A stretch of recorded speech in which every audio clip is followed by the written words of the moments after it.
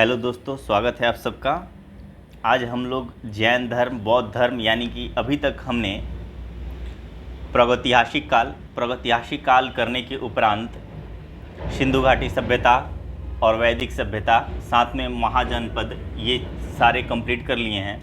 अब हम लोग आगे चलते हैं प्राचीन भारत के इतिहास में और उसमें जैन धर्म, बौद्ध धर्म ये सब करेंगे। तो आप सिस्टमेटिक ढंग से एक एक चीज़ को समझते चलिए। सबसे पहले हमने देखा कि जो प्राचीन भारत के इतिहास के स्रोत जो थे, स्रोत के बारे में हमने पढ़ा। सबसे पहले हमने जो है स्रोत के बारे में पढ़ा, और स्रोत के बारे में पढ़ने के उपरांत जो है हम लोगों ने जो है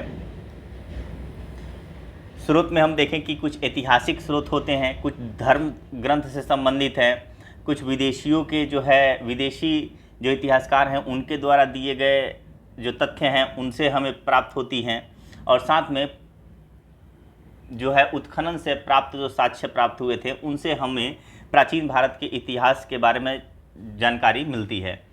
तो एक एक करके, जैसा कि हमने देखा कि सिंधु घाटी सभ्यता के बारे में जो भी अभिलेख लिखे गए हैं, जो भी रिटेन में है, उसको अभी तक जो है इतिहासकारों ने या फिर किसी ने पढ़ नहीं पाया है। तो जो भी सिंधु घाटी सभ्यता से संबंधित ज्ञान हमें प्राप्त होता है वो सब के सब जो है उत्खनन से जो भी प्राप्त हुआ है, ठीक है, उत्खनन से जो भी मटेरियल मिला है, जो कुछ भी, उसके बेस पे हमने सिंधु घाटी सभ्यता का जो है इतिहास का चित्रण कर दिया। फिर हमने देखा वैदिक सभ्यता में हम दो भागों में बांटे। एक आपका ऋग्वैदिक काल, एक हो जाता है आपका उत्तर वैदिक काल। ऋग्वैदिक काल में अब यहीं से विडंबना आप देखेंगे कि जैन धर्म और बौद्ध धर्म, किसी भी धर्म का, एक लाइन बहुत ध्यान से समझिएगा कि जब सामाजिक कुरीतियाँ बढ़ जाती हैं, समाज में कुरीतियाँ जब बढ़ जाती हैं तो किसी न किसी धर्म का, किसी न किसी जो है आपका संप्रदाय का जन्म होता है। और जैसे ही समाज में अराजकता फैल जाती है, यानी कि करप्शन बढ़ जाता है, तो सरकार बदल जाती है, शासन बदल जाता है। ये हमेशा प्राचीन काल से लेके अब तक, अभी भी देखेंगे कि जब करप्शन ज़्यादा बढ़ गया, महंगाई ज़्यादा बढ़ गई, तो सरकार बदल जाती हैं। और प्राचीन काल से हम ये चीज़ देखते आ रहे हैं। और साथ में साथ जब समाज में कुरीतियाँ फैल जाती हैं तो आज के डेट में जैसे कि सुप्रीम कोर्ट है तो नए नए नियम लागू हो जाते हैं, ठीक है, उस पर जो है विचार विमर्श होता है और फिर उसमें जो है उस त्रुटि को सॉल्व किया जाता है। और पहले अगर बाई द वे पूरा का पूरा जो है एक धर्म ज़्यादा पहले सक्रिय था, तो जब धर्म भ्रष्ट हो जाता था, धर्म में जब ज़्यादा कुरीतियाँ हो जाती थी जिसका प्रभाव समाज पे पड़ने लग जाता था, तो क्या हो जाता था, एक नए धर्म या फिर उस समाज को सुधारने के लिए समाज सुधारक निकल के आते थे, ठीक है। तो यही चीज़ें हम पूरे इतिहास में देखेंगे। जैन धर्म के उत्पन्न होने का या बौद्ध धर्म के यहाँ पे इसी समय एट ए टाइम, जब उत्तर वैदिक काल, ऋग्वैदिक काल और उत्तर वैदिक काल के बीच में एक लंबा गैप था, उसमें किसी धर्म का जो है इजात नहीं हुआ।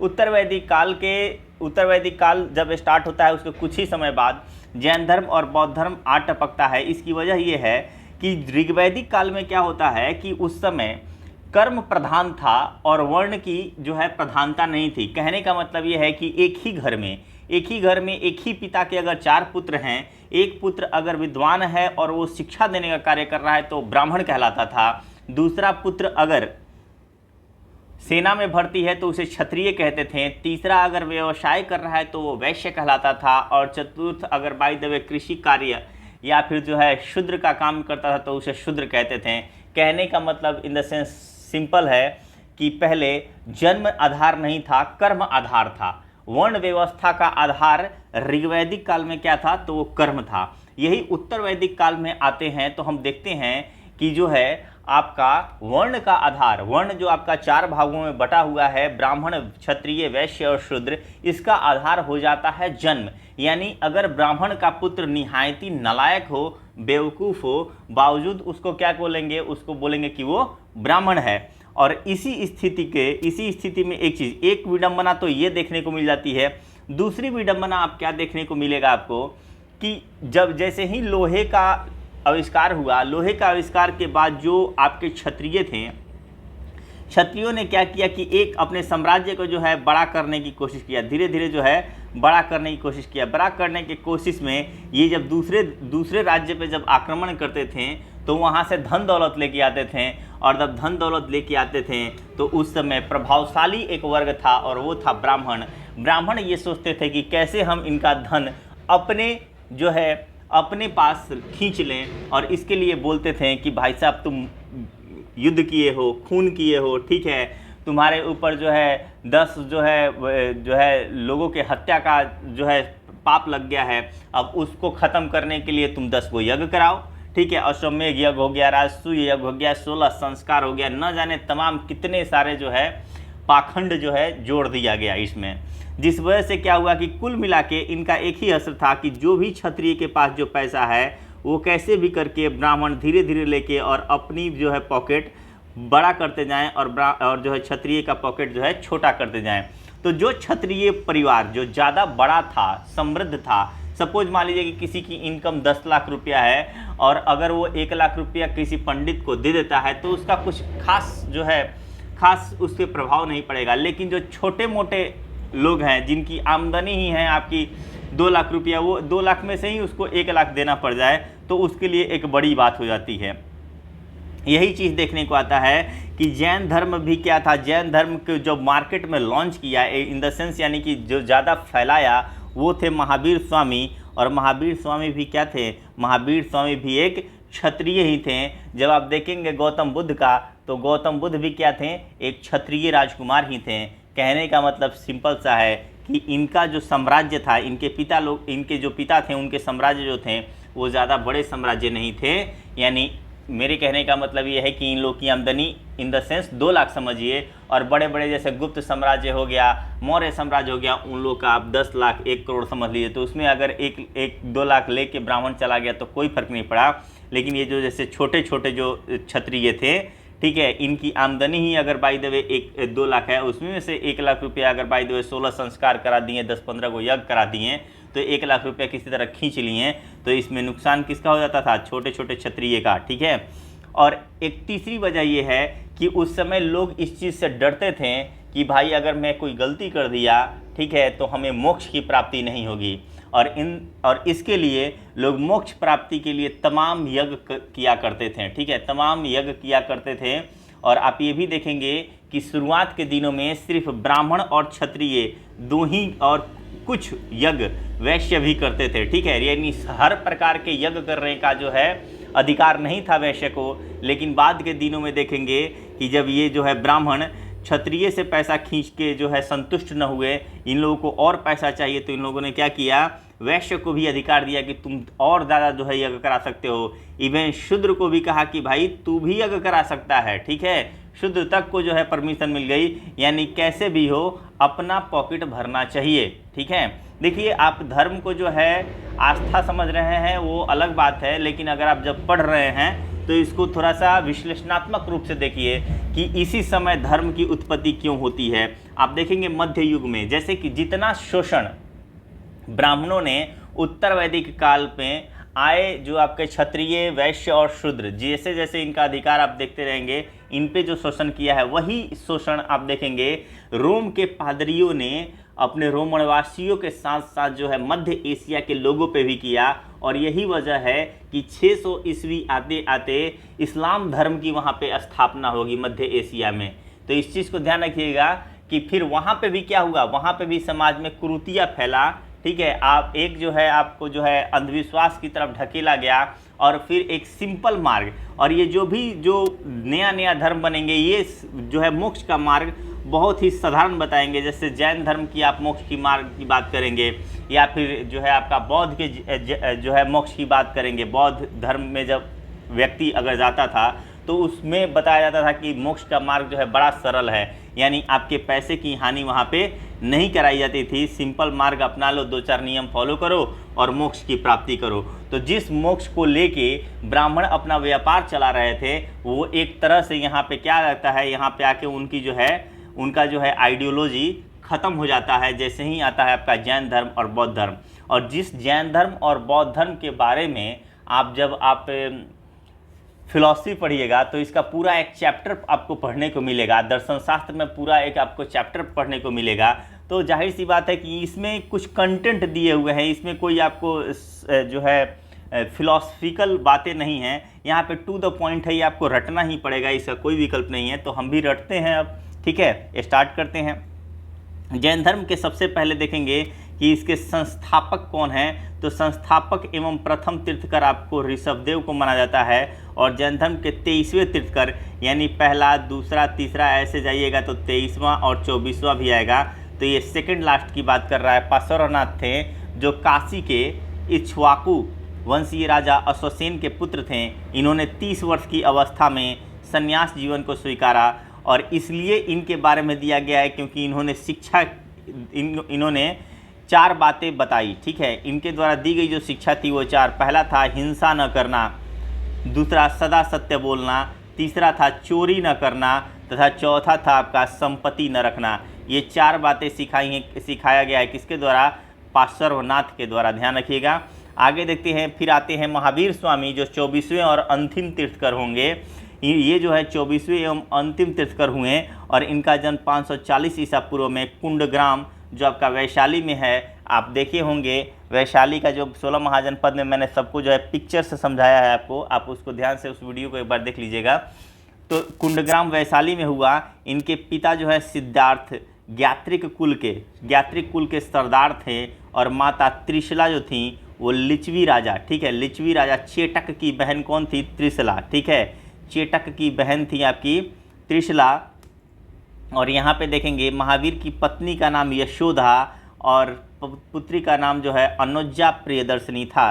तो ये आपका देख रहे हैं परिवार के बारे में बताया है। ये कंटेंट आपको टू द पॉइंट याद करना पड़ेगा, इसमें कोई लॉजिक नहीं है। इसको 2-3 बार पढ़िएगा, इसमें कुछ समझने वाली बात नहीं है, बस याद करना है। महावीर के बचपन का नाम जो है वर्धमान था। इन्होंने 30 वर्ष की उम्र में, ठीक है, 30 वर्ष की उम्र में माता पिता की मृत्यु के पश्चात आप देखेंगे पार्श्वनाथ का उन्होंने भी क्या किया है कि 30 वर्ष की अवस्था में संन्यास जीवन को स्वीकारा। और जब आप महावीर की बात करेंगे तो महावीर भी 30 वर्ष की उम्र में माता पिता की मृत्यु के पश्चात अपने बड़े भाई नंदीवर्धन से अनुमति लेकर संन्यास जीवन को स्वीकारा। यानी यहाँ पे जैन धर्म का जो 23वें और 24वें तीर्थकर दोनों की बात करेंगे तो इन लोगों ने 30 वर्ष की अवस्था में जो है संन्यास जीवन को स्वीकारा है, पहली बात। दूसरी बात इधर देखते हैं, 12 वर्षों की कठिन तपस्या के उपरांत महावीर को जृंभिक के समीप, ठीक है, जृंभिक के समीप ऋजुपालिका नदी के तट पर साल वृक्ष के नीचे तपस्या करते हुए संपूर्ण ज्ञान का बोध हुआ। इसी समय से महावीर जिन मतलब विजेता कहा जाता है, अरहत यानी कि पूज्य कहा जाता है और निर्ग्रंथ यानी कि जो है बंधन रहित, ठीक है, बंधनहीन कहलाएं। ठीक है, तो यहाँ पे जो है आप देखेंगे कि कौन कौन से नाम जो है महावीर को दिया गया जब इनको ऋजुपालिका नदी के तट पर साल वृक्ष के नीचे। एग्जैक्ट लोकेशन बता रहा है, यहाँ पे कुछ नहीं है, यहाँ पे है कि उन्होंने जो ज्ञान प्राप्त किया है तो कहाँ ज्ञान प्राप्त किया है। दूसरी बात बताया है कि जब ज्ञान प्राप्त हो गया, जैसे आप स्वामी विवेकानंद का जो है बचपन में नाम नरेंद्र नाथ था, बाद में जो है स्वामी विवेकानंद कहलाए, तो वैसे ही व्यक्ति का नाम बदल जाता है। आगे लोग कुछ और नाम से जानते हैं, बचपन में कुछ और नाम से जानते हैं। तो यही जब ज्ञान प्राप्त हो गया, जब कुछ नॉलेज आ गई, जैसे आज के डेट में कोई जो है आज के डेट में एग्ज़ाम निकाल लिया तो भाई डीएसपी बन गया, तो उसके साथ क्या लग गया, डिजिग्नेशन लग गया कि हाँ भाई जो है उसकी डिजिग्नेशन हो गई कि हाँ वो डीएसपी हो गया, दरोगा हो गया, आईएएस हो गया। तो इसी तरह जो है इनको ज्ञान जो प्राप्त हुआ उसके बाद से इनको 3 ठो पोस्ट, आप इस तरह से समझिए कि 3 ठो नाम मिल गया। एक बोला गया कि जिन और एक अरहत और एक निर्ग्रंथ। जिन का मतलब विजेता होता है, अरहत का मतलब पूज्य होता है और निर्ग्रंथ का मतलब होता है बंधनहीन। और जो लोकेशन जहाँ पे इनको ज्ञान प्राप्त हुआ है वो है जृंभिक के समीप ऋजुपालिका नदी के तट पर इस वृक्ष के नीचे, और वृक्ष का नाम है साल वृक्ष। आगे देखेंगे, महावीर ने अपना उपदेश प्राकृत यानी कि अर्धमागधी भाषा में दिया। ये बहुत इंपॉर्टेंट है, आप भाषा और सीख के ये सब याद करते जाइएगा, ठीक है। तो यहाँ पे है कि प्राकृत यानी अर्धमागधी भाषा में दिया। महावीर के अनुयायी को मूलतः निर्ग्रंथ यानी पहले ही आपको दिया गया निर्ग्रंथ यानी कि बंधनहीन, यानी इनके जो भी अनुयायी थे वो भी निर्ग्रंथ जो है कहा जाता था इनको, महावीर के अनुयायियों को भी। महावीर के प्रथम अनुयायी उनके दामाद जामिल थे, उनके दामाद जामिल, यानी महावीर जाके मिले हैं जामिल, ऐसे याद कर लीजिए जैसे भी हो। प्रथम जैन भिक्षुनी जो थी, ठीक है, प्रथम जैन भिक्षुनी का नाम है, यानी कोई स्त्री की एंट्री हुई, ये तो पुरुष हैं जामिल, जो स्त्री की एंट्री हुई वो थी नरेश दधिवाहन की पुत्री चंपा, नरेश दधिवाहन की पुत्री जो थी, नरेश यानी राजा और दधिवाहन यानी कि जाहिर सी बात है राजा का नाम, नरेश दधिवाहन की पुत्री चंपा थी। महावीर ने अपने शिष्यों को 11 गणधरों में विभाजित किया। आर्य सुधर्मा अकेला ऐसा गंधर्व था जो महावीर की मृत्यु के बाद भी जीवित रहा और जो जैन धर्म का प्रथम थेरा या मुख्य उपदेशक हुआ। यानी थेरा कहिए या उपदेशक कहिए, बात एक ही है। तो वही बोल रहा है प्रथम थेरा या मुख्य उपदेशक हुआ। नाम क्या था? आर्य सुधर्मा। यानी आप ऐसे याद रखिए, प्रथम उपदेशक यानी कि जो है जैन धर्म को जो है धर्म की बात बता रहा है। सुधर्म यानी अच्छा धर्म, सुधर्मा, ठीक है। वो भी किसके मृत्यु के बाद? तो महावीर के मृत्यु के बाद। स्वामी महावीर के भिक्षुणी संघ की प्रधान चंदना थी। यानी कि देखिए जो स्त्री हैं वो दोनों का नाम च से है। जो पहली जैन भिक्षुणी बनी वो चंपा थी, जो प्रधान बनी वो थी आपकी चंदना। जो गंधर्व की बात करेंगे वो सुधर्मा, और जो प्रथम दामाद जो प्रथम अनुयायी भी बने थे नाम है जामिल। आगे देखते हैं प्रमुख जैन तीर्थकर और उनके प्रतीक चिन्ह। जैन तीर्थकर के नाम दिए हुए हैं और यहाँ पे प्रतीक चिन्ह दिया हुआ है। अक्सर आ जाता है एग्जाम में कि बताइए जो प्रथम जैन तीर्थकर थे उनका प्रतीक चिन्ह क्या था? तो सांड था। अब सांड से बड़ा हो जाता है हाथी, तो द्वितीय में अजीतनाथ और हाथी हो जाएगा। फिर लोगों ने देखा कि वेट बढ़ने से कुछ काम बढ़नेगा नहीं, तो क्या चाहिए? वेट के साथ ताकत के साथ रफ्तार भी चाहिए। तो तृतीय ने बोला कि हर चीज़ संभव है और इसीलिए घोड़ा बना दिया गया, ठीक है। ऐसे जो है लिंक कर करके याद रखिएगा। पहले ने क्या किया? सांड से दूसरे ने कहा कि नहीं हम और भारी करेंगे, तो ये इसने हाथी कर दिया। तीसरे तीर्थकर आए, इन्होंने कहा कि नहीं इससे काम नहीं चल रहा है, अब क्या चाहिए? आपका जो है रफ्तार भी चाहिए, क्योंकि हर काम को करने के लिए एक सही सीमित समय भी चाहिए, तो इसके लिए घोड़ा आ गया। अब समपार्श्व, अब शांति चाहिए, स्वास्तिक चिन्ह यहाँ पे ला दिया गया समपार्श्व। और फिर शांति के लिए हिरण। देखिए एकदम अपोजिट है, शांति 16वां और हिरण बहुत ज़्यादा चुलबुली जो है, चुलबुल मतलब कि एक तरह से क्या है कि तुरंत जो है काफ़ी सक्रिय जानवर है तुरंत। तो शांति का ठीक अपोजिट हो जाएगा आपका अगर जानवर में जाइएगा तो हिरण, ठीक है। तो इसको आप एक तरह से लिंक करके चलिए। समपार्श्व सप्तम का स्वास्तिक, समपार्श्व सप्तम स्वास्तिक सब स है। शांति 16वां ठीक अपोजिट हिरण हो गया। अरनाथ 18, अरनाथ 18 एकदम 18 मैच करेगा। मीन हो जाएगा इसका, और नामी का हो जाएगा, नामीनाथ का 21वें थे नामीनाथ, और नामी का नील कमल, ठीक है। नामीनाथ के जो हो जाएंगे नील कमल हो जाएंगे। और अरिष्ट नेमी का जब आप ध्यान रखिएगा तो अरिष्ट नेमी को यहाँ पे दिया गया है। जो 2 जैन तीर्थकर, एक थे ऋषभ देव की जब बात करिएगा तो प्रथम तीर्थकर इनको बोला जाता है। और अरिष्ट नेमी जो आपके 22वें हो जाएंगे। नामों का उल्लेख ऋग्वेद में मिलता है। अरिष्ट नेमी को भगवान श्री कृष्ण का निकट संबंधी बताया जाता है, ठीक है। निकट संबंधी माना जाता है। तो आप ऐसे समझिएगा कि भगवान श्री कृष्ण के निकट संबंधी कौन? तो ये हो गया अरिष्ट नेमी। भगवान श्री कृष्ण जो है महाभारत का स्टार्टिंग किससे किए थे? शंख बजाकर। तो इस तरह हो जाएगा अरिष्ट नेमी का क्या हो जाएगा? शंख। लिंक जब तक नहीं कीजिएगा ना, भले ही लंबा लिंक एक बार हो जाए, कहानियों के माध्यम से हो जाए, लेकिन एक बार याद हो गया तो हो गया। तो यहाँ पे अरिष्ट नेमी का क्या हो जाएगा? शंख हो जाएगा।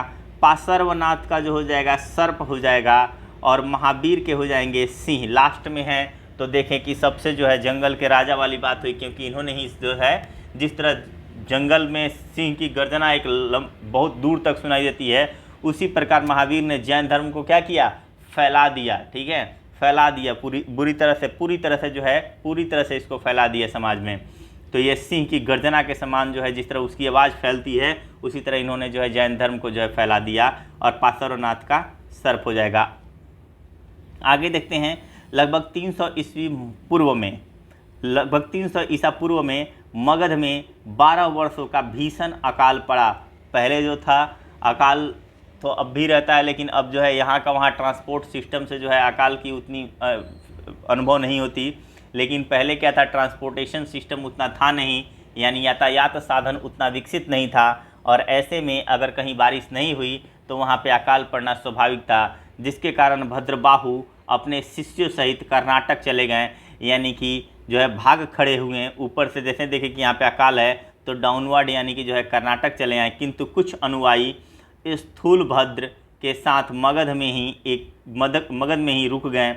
भद्रबाहु के वापस लौटने पे, जैसे ही 12 साल बाद भद्रबाहु जो है वापस रिटर्न आते हैं, तो मगध के साधुओं से उनका गहरा मतभेद हो गया। जाहिर सी बात है कि लोग क्या बोलेंगे कि भाई तू तो भगोड़ा आदमी है, जैसे ही प्रॉब्लम हुई तू तो निकल चला, ठीक है, तो क्या हो जाएगा, मतभेद हो जाएगा। तो वही मतभेद हुआ, जिसके परिणाम स्वरूप जैन मत श्वेतांबर एवं दिगंबर दो संप्रदायों में बट गया। स्थूलभद्र के शिष्य श्वेतांबर यानी श्वेत वस्त्र धारण करने वाले, और भद्रबाहु के, ठीक है, भद्रबाहु के शिष्य जो है दिगंबर यानी नग्न रहने वाले कहलाए। अभी भी आप देखिएगा कर्नाटक वगैरह के मंदिरों में, तो वहाँ पे जो है आपका जैन धर्म के जो पुजेरी हैं वो नग्न अवस्था में आपको देखने को मिलेंगे। तो यही बोल रहा है कि जो डाउनवर्ड जो भागे थे, भगोड़े थे, उनका जो है वो उनको बोला गया कि भाई आप जो है वो लोग नग्न रहने वाले कहलाएं, और ये भद्रबाहु के शिष्य हुए हैं दिगंबर। आगे देखते हैं जैन संगतिया का। तो संगति यहाँ पे 2 संगति बहुत इंपॉर्टेंट है, प्रथम और द्वितीय। प्रथम जो है 300 ईसा पूर्व में हुआ, प्रथम जो है 300 ईसा पूर्व में, क्योंकि आप जब देखेंगे कि 300 ईसा पूर्व में ही मगध में 12 वर्षों का भीषण अकाल पड़ा था, तो प्रथम इसी समय हुआ था। पाटलिपुत्र स्थल जो था वो पाटलिपुत्र था, और अध्यक्षता स्थूलभद्र ने किया था, क्योंकि वैसे भी उत्तर में हेड ऑफ डिपार्टमेंट कौन है, किसके हाथ में है, तो ये स्थूलभद्र के ही हाथ में है। और दक्षिण में हेड ऑफ डिपार्टमेंट कौन था उस समय, भद्रबाहु थे, ठीक है, दक्षिण वाला कौन थे, तो भद्रबाहु थे। तो इस चीज़ को याद रखिएगा। द्वितीय बौद्ध संगति जो हो जाएगा ये आपका 6ठी शताब्दी में होगा, वल्लभी गुजरात में, और क्षमा श्रवण, ठीक है, क्षमा श्रवण जो है इसकी अध्यक्षता करेंगे। जैन धर्म के त्रिरत्न है, त्रिरत्न में कौन कौन से आ जाएंगे, तो सम्यक दर्शन, सम्यक ज्ञान और सम्यक आचरण। कुछ लोग KFC से याद करते हैं, ठीक है, K से C से हो जाएगा कैरेक्टर हो जाता है, K से नॉलेज हो जाता है, और F से जो है आपका लिंक कर लेते हैं दर्शन का, ठीक है। तो इस तरह से जो है आप याद कर सकते हैं, सम्यक ज्ञान, सम्यक दर्शन, सम्यक ज्ञान और सम्यक आचरण। त्रिरत्न के अनुशीलन में 5 महाव्रतों का पालन अनिवार्य है, और जब आप 5 महाव्रत यानी कि 5 नियमों का आप पालन कर रहे हैं, मतलब आप त्रिरत्न को जो है फॉलो कर रहे हैं। इसमें से पहला है अहिंसा। अहिंसा का सबको पता है कि हिंसा न करना। सत्य वचन यानी कि जाहिर सी बात है कि सदा सत्य बोलना। अस्तेय यानी कि जो है चोरी न करना, अस्तेय यानी चोरी न करना। और साथ में अपरिग्रह यानी कि आवश्यकता से ज़्यादा संपत्ति न रखना, यानी कि ज़्यादा जो है धन संपत्ति नहीं रखना, यानी धन संपत्ति इकट्ठा न करना। और 5वां हो जाएगा ब्रह्मचर्य का पालन जो है 5वां था। जैन धर्म में ईश्वर की मान्यता नहीं है। भाई साहब, जैन धर्म या बौद्ध धर्म, ये तो इसी के विरुद्ध तो मार्केट में लॉन्च ही हुआ कि यहाँ पे जो है ईश्वर वाली कोई बात नहीं है। जो मार्केट में लॉन्च ही हुआ यह कह के कि मोक्ष प्राप्ति के लिए ये भगवान का पूजा करने की कोई ज़रूरत नहीं है, ये ईश्वर जैसी कोई बात नहीं है, तो ये उसको क्यों मानेंगे? अगर उसको मानेंगे, सपोज मान लीजिए कि मानेंगे, तो पंडित बोलेंगे कि ये तो वही नियम, और वो बोलेंगे कि भाई सदियों से आ रहा है मोक्ष का मार्ग, यही सब आप जो है यज्ञ वगैरह कराओगे तो ही होगा। तो इन्होंने तो लॉन्च ही हुआ है कि इसको ख़त्म करना है। तो ये लोग आते ही बोले कि भाई जिस वजह से तुम बोल रहे हो कि ईश्वर को ये चढ़ाओ वो चढ़ाओ और ये इस टाइप के यज्ञ कराओ तब जाके मोक्ष की प्राप्ति होगी, भाई जब वो है ही नहीं तो ईश्वर को सीधे क्या है, ईश्वर को मान्यता ही नहीं है, ईश्वर को माना ही नहीं है लोगों ने। यही नहीं, अगर आप बात करेंगे आप जब बौद्ध धर्म का, तो बौद्ध धर्म ने भी नहीं माना है और जैन धर्म ने भी ईश्वर को माना ही नहीं है। आगे देखते हैं, जैन धर्म में आत्मा की मान्यता है। जैन धर्म में यही एक चीज़ जो है आप देखेंगे जैन धर्म और बौद्ध धर्म में, कि जैन धर्म में आत्मा की मान्यता है जबकि बौद्ध धर्म में आत्मा की मान्यता नहीं है। ठीक है, ये चीज़ एकदम बिल्कुल क्लियर कर लीजिएगा कि बौद्ध धर्म में जो है, इस बौद्ध धर्म में न तो ईश्वर की जो है ईश्वर की मान्यता है, ईश्वर को भी उन्होंने जो है अनिश्वरवादी है बौद्ध धर्म, और साथ में साथ क्या है कि आत्मा की परिकल्पना भी नहीं की गई है उसमें।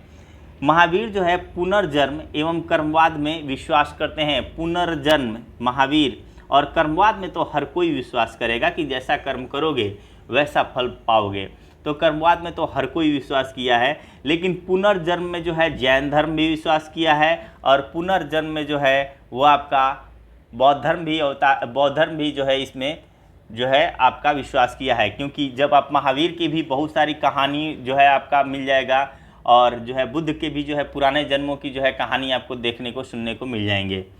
जैन धर्म के सप्तभंगी ज्ञान के अन्य नाम क्या है, पूछ देता है कि बताइए स्यादवाद का संबंध किससे है। देखिए जनरल कंपटीशन में कुछ स्यादवाद क्या है, इसके अंदर के जो है दार्शनिक जो है थॉट्स क्या हैं, इसको पढ़ने की जरूरत नहीं है, बस इतना ध्यान रखिए स्यादवाद का संबंध किससे है, बौद्ध से है या जैन से है, तो जी जैन से है। अनेकांतवाद का संबंध किससे है, तो ये भी जैन से है। सप्तभंगी ज्ञान का संबंध किससे है, जैन से है। सप्तभंगी ज्ञान के अन्य नाम क्या है, तो स्यादवाद व अनेकांतवाद। आगे देखते हैं, जैन धर्म ने अपने आध्यात्मिक विचारों को सांख्य दर्शन से ग्रहण किया। अब जब जैन धर्म ने इससे ज्ञान प्राप्त किया है तो बौद्ध धर्म भी क्या करेगा, बौद्ध धर्म भी जो है अपने आध्यात्मिक विचारों को सांख्य दर्शन से ही ग्रहण करेगा। अभी तक एक ही डिफरेंस देखने को मिल रही है, और वो है कि आत्मा की मान्यता जो है जैन धर्म में है और बौद्ध धर्म में जो है आत्मा की परिकल्पना नहीं की गई है, ध्यान रखिएगा। और दूसरा, सप्तभंगी ज्ञान के अन्य नाम जो है स्यादवाद व अनेकांतवाद, ये आपका जो है जैन धर्म से है, बल्कि सांख्य दर्शन जो है दोनों में कॉमन हो जाएगा।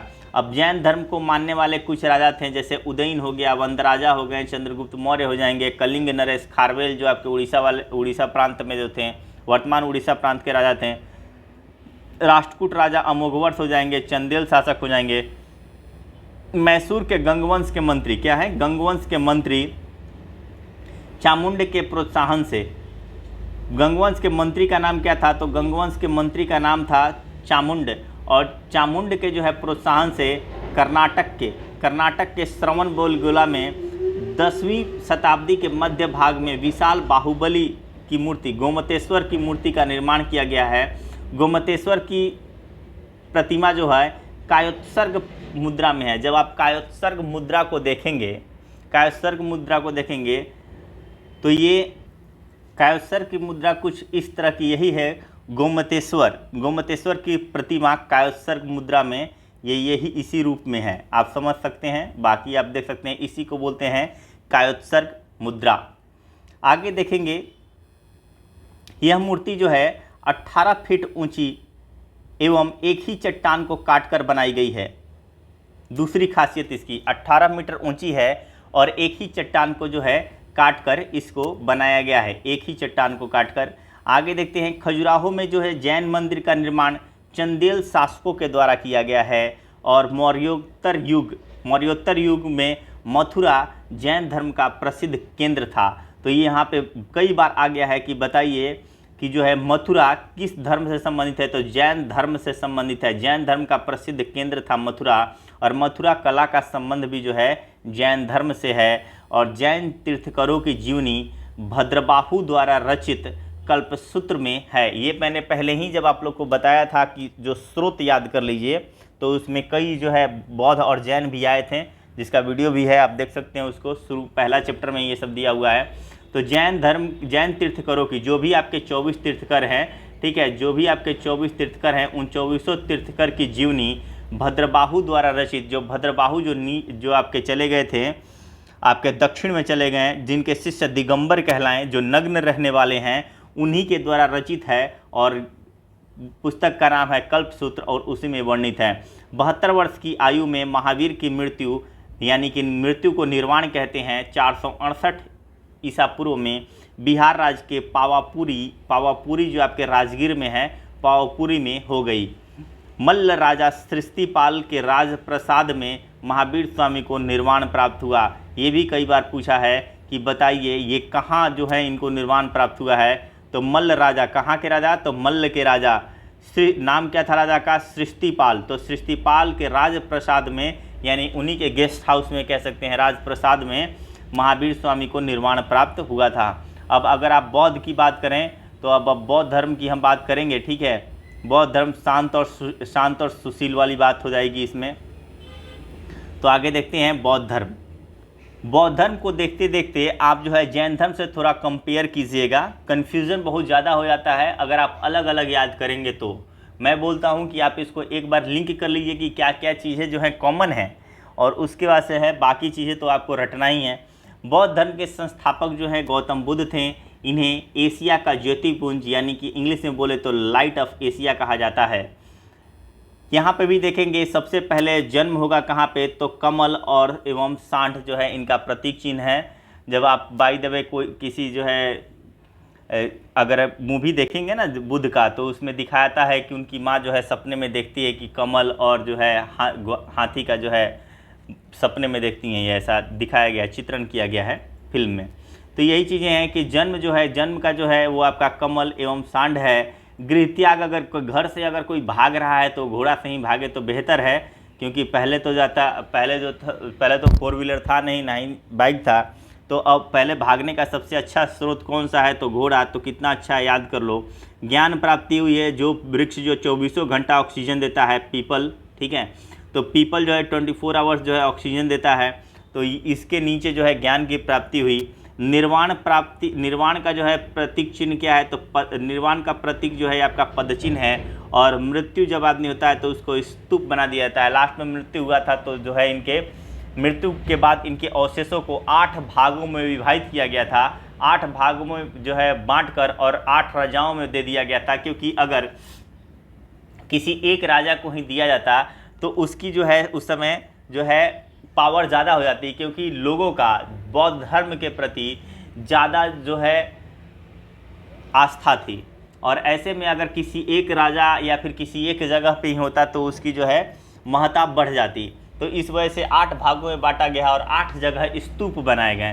तो इसीलिए मृत्यु का क्या हो गया, मृत्यु का प्रतीक चिन्ह जो है स्तूप हो जाएगा।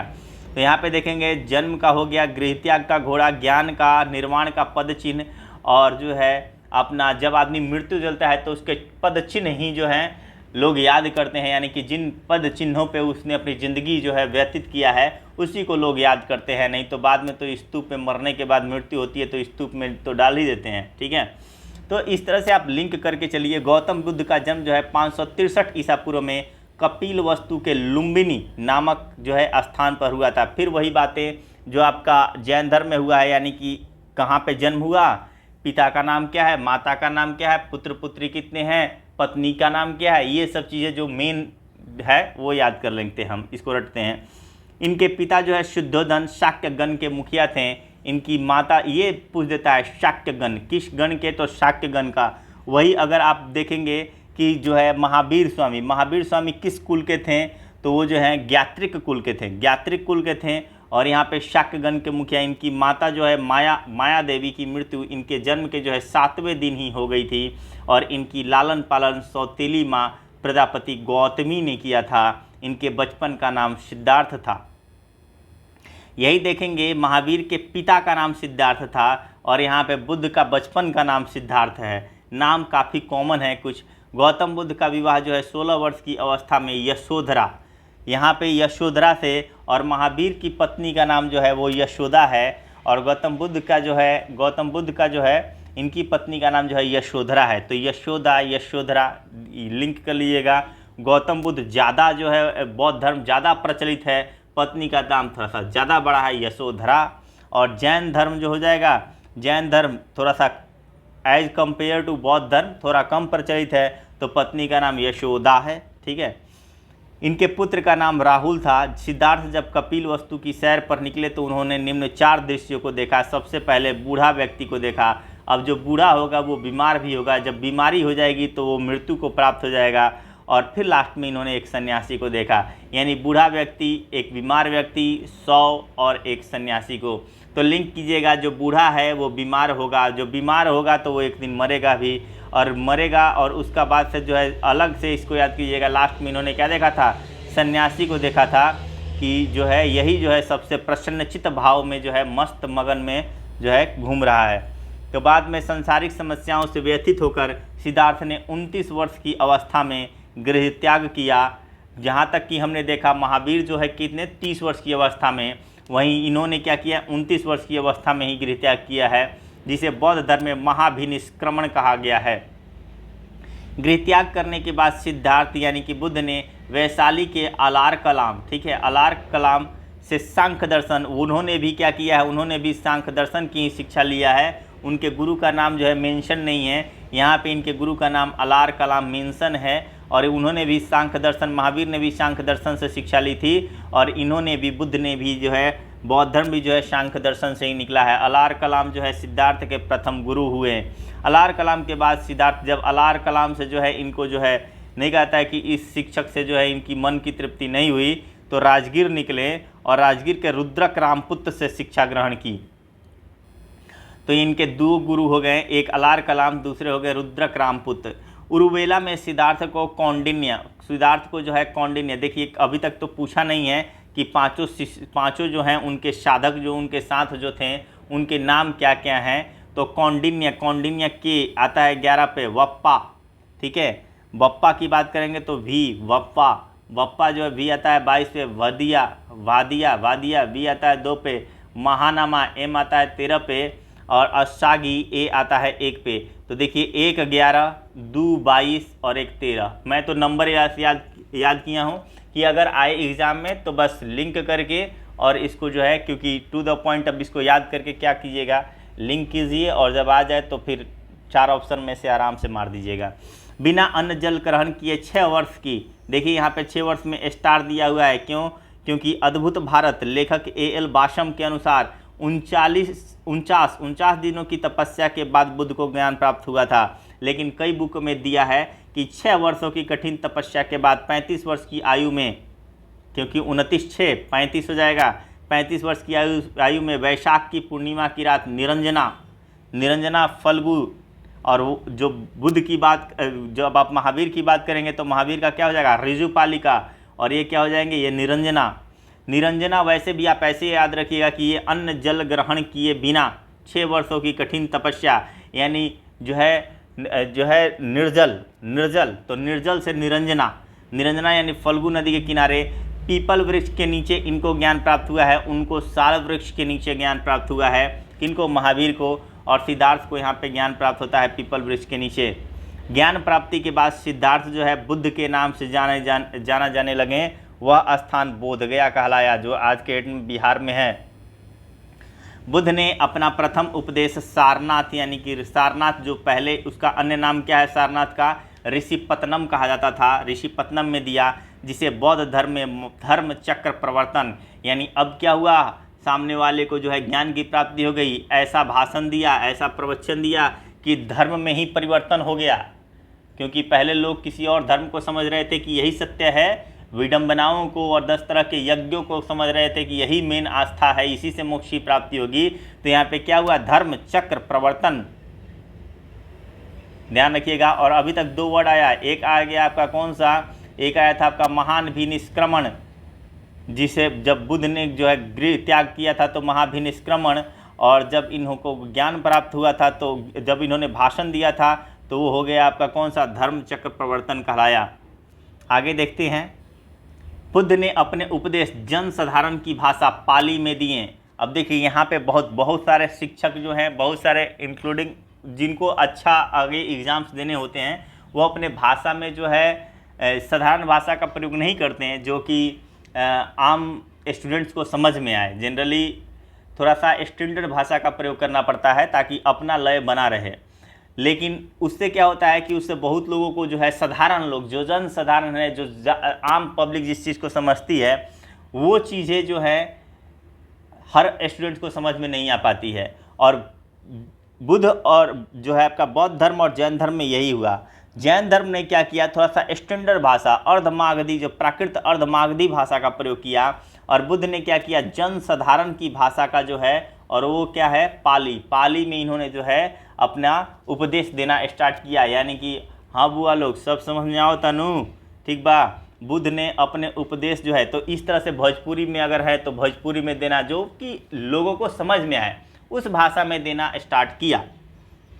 बुद्ध ने अपने उपदेश कौशल, वैशाली, कौशाम्बी व अन्य राज्यों में दिए। सर्वाधिक उपदेश कौशल देश की राजधानी श्रावस्ती में दिए, क्योंकि जब भी वर्षा ऋतु स्टार्ट होती थी तो वर्षा ऋतु के शुरुआत से लेकर अंत तक ये श्रावस्ती यानी कि जो है कौशल देश में ही रहते थे, और श्रावस्ती उसकी राजधानी थी, वहीं पे रहते थे।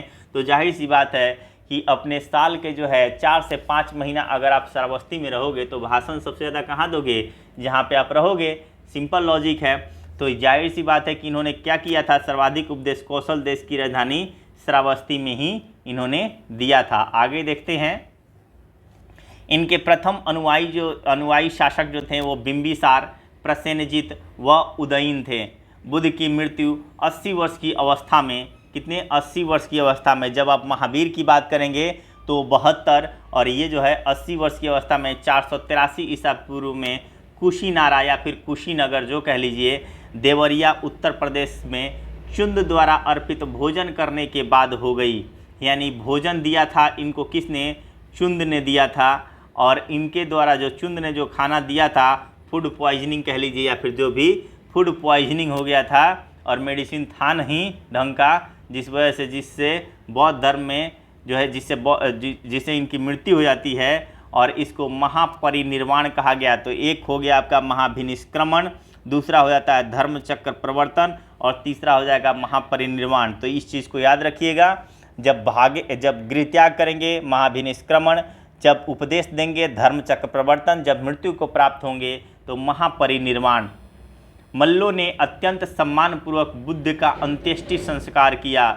एक अनुश्रुति के अनुसार, यानी एक कथा के अनुसार, मृत्यु के बाद शरीर के अवशेषों को जो आपका जलाया जाता है, तो उसके बाद से जो अवशेष बचते हैं, जिसको आज के डेट में मटके में या फिर जो है रख के गंगा में प्रवाहित कर दिया जाता है, उसी को अवशेष जो बोलते हैं। अवशेषों को 8 भागों में बांटकर उन पर 8 स्तूपों का जो है निर्माण किया गया है। इसलिए मैंने बोला था कि लिंक करिएगा, क्या मृत्यु का किससे लिंक कीजिएगा, स्तूप से।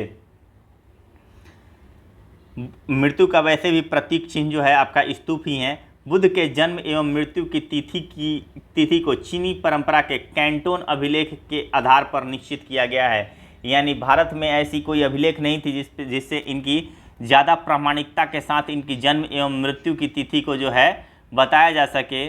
तो इसकी जो है एग्जैक्ट ईयर को बताना संभव हुआ जब कैंटोन अभिलेख जो मिला, उससे जो हमें उसको पढ़ने के बाद जो कुछ हमें सीखने को, जो कुछ भी हमें मिला, उसके आधार पे हमने बुद्ध के जन्म और मृत्यु की तिथि को निर्धारित किया है। और ये कैंटोन अभिलेख चीनी परंपरा से संबंधित है।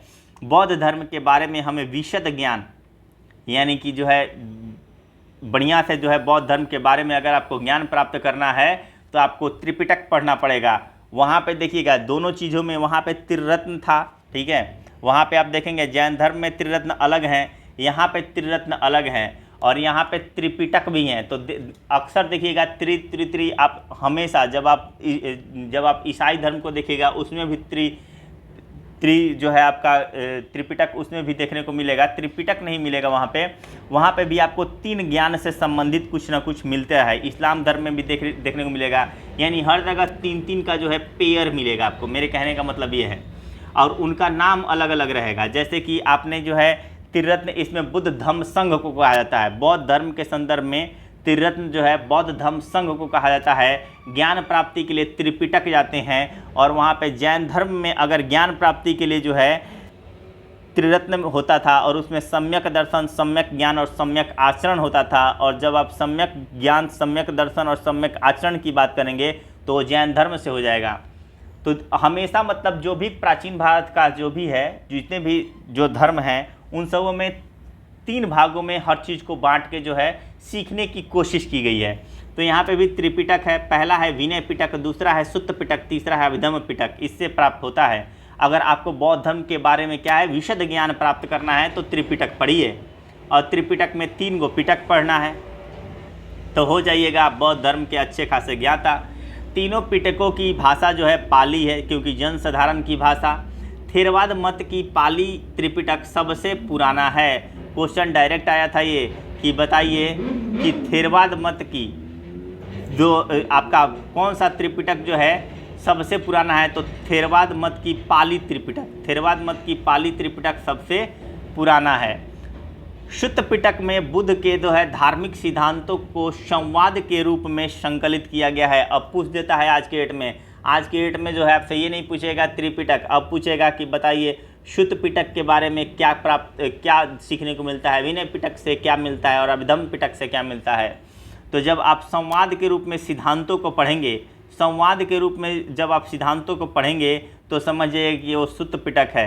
विनय पिटक में विनय यानी कि डिसिप्लिन, ठीक है, अनुशासन, विनय, एक दूसरे जो सीनियर है उनके सामने विनय भाव से पेश होना।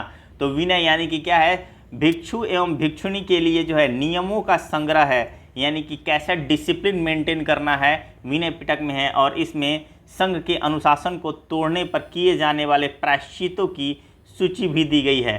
तो ये चीज़ें हैं कि विनय पिटक का सीधा मतलब है कि जो अगर बौद्ध धर्म में हैं तो बौद्ध धर्म को कैसे जो है पालन करना है और कौन कौन से नियम हैं, और अगर गलती से किसी नियम को फॉलो नहीं कर पाते हैं तो इसके लिए आपको क्या करना पड़ेगा ताकि आपको जो है प्रायश्चित मिल सके। अभिधम्म पिटक में अभिधम्म पिटक में सुत्त पिटक में वर्णित सिद्धांतों के सुव्यवस्थित अनुशीलन के लिए आवश्यक सूचियों के सारांश तथा प्रश्नोत्तरी का समावेश किया गया है। जब आप अभिधम्म पिटक की बात करेंगे तो ये वही बात आ गई जो सुत्त पिटक में है, लेकिन सुत्त पिटक में वर्णित सिद्धांतों को व्यवस्थित अनुशीलन के सुनेंगे। जब आप देखेंगे, एक मिनट एक लाइन में समझिए, जब कहानी के रूप में अब आप समझेंगे तो हो गया सुत्त पिटक। जब आप उसको दर्शन के रूप में देखेंगे, दर्शन के रूप में जब आप देखेंगे उन्हीं को, तो वो हो जाएगा अभिधम्म पिटक। यानी दार्शनिक रूप से समझाने का कार्य किसने किया है, तो अभिधम्म पिटक ने। पाली त्रिपिटकों को पहली शताब्दी ईसा पूर्व में श्रीलंका के शासक वत्तगामनी की देखरेख में पहली बार लिपिबद्ध किया गया, यानी लिखा गया। कौन सा, पाली त्रिपिटकों को, यानी तीनों त्रिपिटकों को, तीनों जो पिटक हैं, ठीक है, तीनों पिटक को पहली शताब्दी ईसा पूर्व में श्रीलंका के शासक वत्तगामनी की देखरेख में, पूछ देता है श्रीलंका के शासक का नाम, वत्तगामनी की देखरेख में पहली बार लिपिबद्ध किया गया, यानी पहली बार लिखा गया, यानी कि पहली बार जो है बुक तैयार किया गया तीनों पिटकों का। सुत्त पिटक के 5 निकाय हैं, जैसा कि मैंने अभी बताया, त्रिपिटक में सुत्त पिटक, विनय पिटक, अभिधम्म पिटक। अब सुत्त पिटक के भी जो है 5 भाग में बट गया ये। पहला है दीर्घ पिटक, पहला है दीर्घ, दूसरा है मध्यम, और तीसरा है संयुक्त, और चौथा है आपका अंगुत्तर निकाय। अंगुत्तर निकाय से ही 16 महाजनपद देखने को मिलते हैं। तो पूछ देगा अंगुत्तर निकाय कहाँ से संबंधित है, तो सुत्त पिटक से संबंधित है। सुत्त पिटक किसका भाग है, त्रिपिटक का भाग है। त्रिपिटक किसका भाग है, तो बौद्ध धर्म का जो है, बौद्ध धर्म से संबंधित है। तो इस तरह से लिंक करते जाइएगा। बुद्ध के पूर्व जन्मों से जुड़ी जातक कथाएं खुद्दक निकाय की 15 पुस्तकों में से एक है। बुद्ध के पूर्व जन्म, यानी कि जो है, जाहिर सी बात है जब पूर्व जन्म की बात करेंगे, यानी कि ये जो क्या किए हैं, ये लोग जो है पूर्व जन्म में जो है, यहाँ पे देखेंगे बौद्ध धर्म में पूर्व जन्म की मान्यता है। और जो है आप देखेंगे जो आप जैन धर्म में, तो जैन धर्म में भी जो मान्यता था, इसमें आत्मा की परिकल्पना नहीं की गई है। और जबकि आप जैन धर्म में बात करेंगे तो जैन धर्म में आत्मा की परिकल्पना, जैन में क्या है, जैन धर्म में आत्मा की परिकल्पना है। बौद्ध धर्म भी अनिश्वरवादी है। और जब आप बात करेंगे अब जैन का, तो जैन धर्म भी क्या हो जाएगा, वो भी अनिश्वरवादी हो जाएगा। खैर यहाँ पे आते हैं, तो सुत्त पिटक के 5 जो है भाग हो गए। उसमें से बुद्ध के पूर्व जन्म से जुड़ी जो जातक कथाएं थे वो खुद्दक निकाय की 15 पुस्तकों में से एक है। खुद्दक निकाय में धम्मपद, यानी कि चैप्टर के अंदर चैप्टर, यानी सुत्त पिटक एक हो गया, उसके 5 चैप्टर। उन 5 चैप्टरों में से जो 5वां चैप्टर था खुद्दक में था क्या, तो खुद्दक में था आपका बुद्ध के पूर्व जन्म से जुड़ी कथा था। खुद्दक निकाय की 15 पुस्तकों में से एक है। और खुद्दक निकाय में धम्मपद, यानी कि धम्मपद जो है वो नैतिक उपदेशों का पदात्मक संकलन है। यानी कि जो खुद्दक निकाय में भी, यानी जो इसमें 15 चैप्टर्स जो दिए गए हैं, आप देखेंगे 15 पुस्तकों में जो है खुद्दक निकाय बटा हुआ है। उसका एक पार्ट को मान लीजिए आप धम्मपद, और धम्मपद से हमें नैतिक उपदेशों का पदात्मक जो है संकलन मिलता है।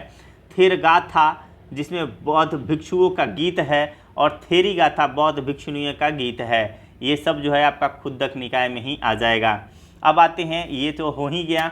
तृष्णा को छिन्न हो जाने की अवस्था को ही बुद्ध ने निर्वाण कहा है। निर्वाण बोलते हैं कि जीते जी निर्वाण प्राप्त हो जाएगा। कैसे, जब आप तृष्णा का जो है आपका छिन्न हो जाएगा, यानी कि किसी से इच्छा नहीं होगा। कोई बगल वाला जो है आपका दोस्त या फिर जो है बगल वाला पड़ोसी करोड़पति हो गया रातों रात, आपको बोलना चाहिए कोई बात नहीं तू हो जा।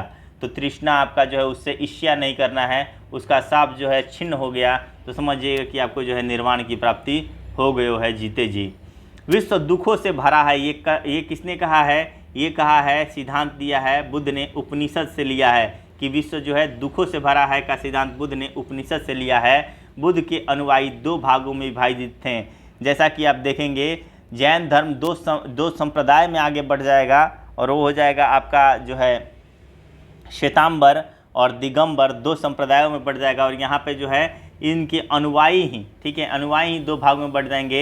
एक कहलाएंगे यानी कि जो बौद्ध को पालन करते थे उनको अनुयायी कहा जाता है, ठीक है। अनुयायी को भी दो भागों में विभाजित थे। यहाँ पे एक था भिक्षुक और दूसरे थे उपासक। बौद्ध धर्म के प्रचार के लिए जिन्होंने संन्यास ग्रहण किया था, यानी कि इन्होंने बस शादी ब्याह नहीं कर तो वो अब जो होगा सो क्या होगा, अब सिर्फ जो है आपका संन्यास होगा। अब सिर्फ जो है पूरी ज़िंदगी किस में दे देनी है, बौद्ध धर्म में दे देनी है। अब वही सुबह शाम जो है भिक्षा ग्रहण करना है और बौद्ध धर्म का प्रचार प्रसार करना है, तो ये लोग भिक्षुक कहलाएं। और दूसरे थे उपासक, ये बोले कि ना भाई शादी विवाह भी करना जरूरी है। और गृहस्थ जीवन व्यतीत करने वाले बौद्ध धर्म अपनाने वालों को जो है उपासक कहा गया, जो शादी विवाह किए हैं, गृहस्थ जीवन को पालन किए और साथ ही साथ जो है बौद्ध धर्म को भी जो है अपनाएं, वो उपासक कहलाए। बौद्ध धर्म में सम्मिलित होने के लिए न्यूनतम आयु जो थी वो आपकी 15 वर्ष थी। कितनी थी? 15 वर्ष। बौद्ध धर्म में प्रविष्टि को उपसंपदा कहा जाता था, यानी कि एक बार एंट्री ले लिए, प्रविष्टि होने एडमिशन लेने वाली जो है व्यवस्था को क्या कहा जाता था? एडमिशन हो गया यानी उपसंपदा व्यवस्था। और इसमें त्रिरत्न, जैसा कि आप जैन धर्म में त्रिरत्न क्या है, जैन धर्म में है सम्यक ज्ञान, सम्यक दर्शन, सम्यक आचरण है। और वहीं पे बौद्ध धर्म में त्रिरत्न है कौन सा? बुद्ध, धम्म और संघ। और अगर बोल देगा त्रिपिटक का संबंध किस धर्म से है, तो हो जाएगा आपका बौद्ध धर्म से ही हो जाएगा। अब आते हैं यहाँ पे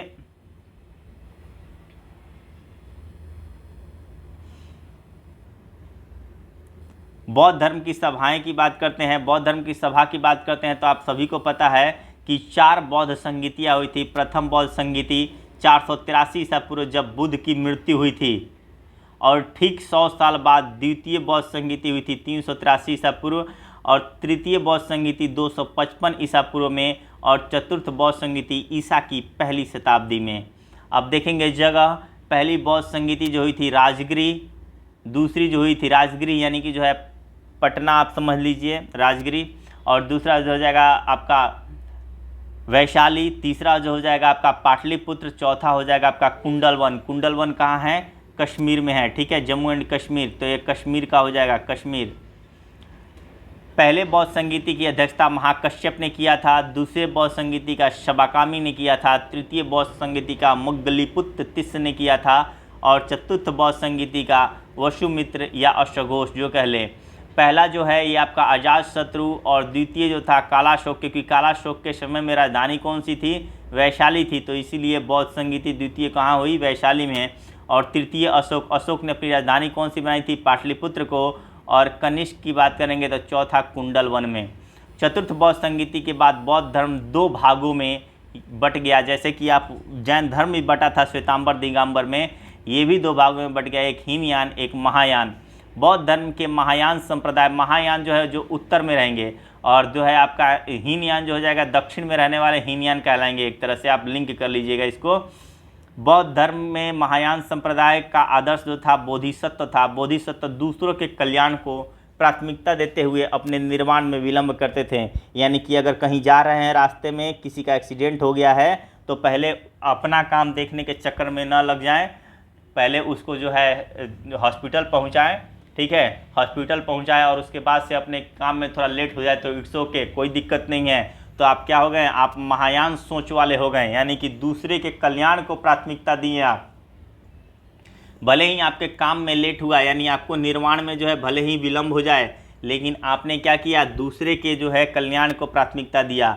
हीनयान, गाड़ी पे चढ़ रहे हैं, अगर 10 बजे ऑफिस पहुंचना है तो पहुंचना है, भले बीच में एक्सीडेंट हो गया, गाड़ी साइड से कट मार के लेके चल जाएंगे, उधर जो है वो बंदा पड़ा हुआ है, तो ये क्या हो गया? हीनयान। हीन भावना हो गई कि नहीं? भावना ही हीन हो गई, ऐसी भावना। तो हीनयान का जो है आदर्श, मैंने याद करने का एक ट्रिक बता रहा हूँ। हीनयान का आदर्श जो है अरहत पद को प्राप्त करना है। जो व्यक्ति अपनी साधना से निर्वाण की प्राप्ति करते हैं उन्हें ही अरहत कहा जाता है, जो अपनी साधना से निर्वाण की प्राप्ति करते हैं, यानी कि किसी की वजह से लेट उट नहीं होना है यहाँ पे।